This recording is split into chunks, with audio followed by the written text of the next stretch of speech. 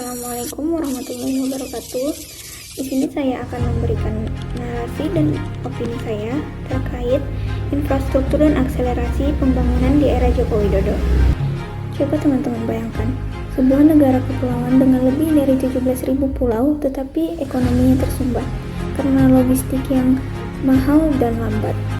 Selama puluhan tahun kita terbiasa mendengar istilah Jawa sentris yang seolah-olah membuat pembangunan hanya milik dan terpusat pada satu pulau saja.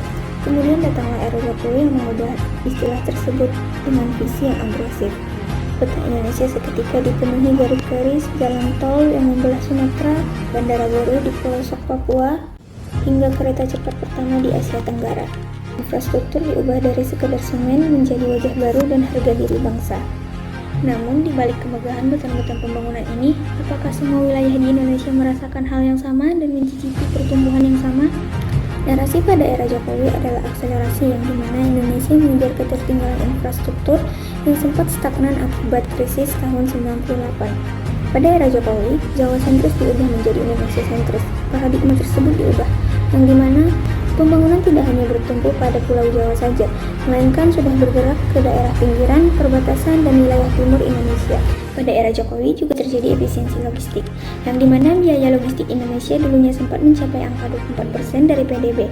Namun, pada era tersebut berhasil ditekan hingga kisaran 14% akibat konektivitas dari tol laut, pelabuhan, dan jalan tol transpulau. Pada era ini juga memicu investasi masuk.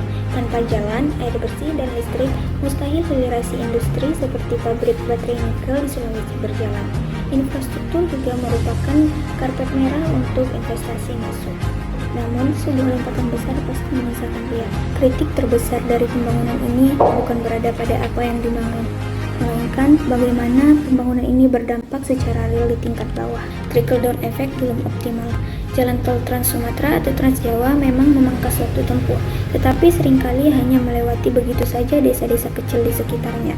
Rest area dikuasai oleh franchise besar, namun UMKM lokal kesulitan untuk mendapat tempat. Ada beberapa rapor merah yang sering disoroti para ekonom. Yang pertama yaitu beban utang BUMN karya.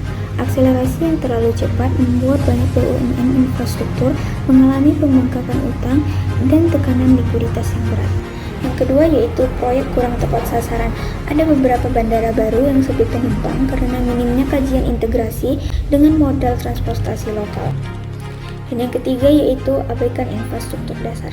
Saat kita bangga dengan kereta cepat, di saat yang sama juga banyak sekolah yang rusak di wilayah pelosok, jembatan putus, dan akses air bersih warga yang belum terpenuhi.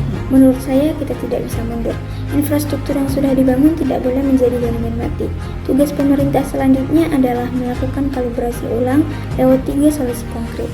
Yang pertama yaitu integrasi last mile, yang dimana menghubungkan jalan tol utama langsung ke kawasan industri kecil, pertanian, dan pariwisata lokal.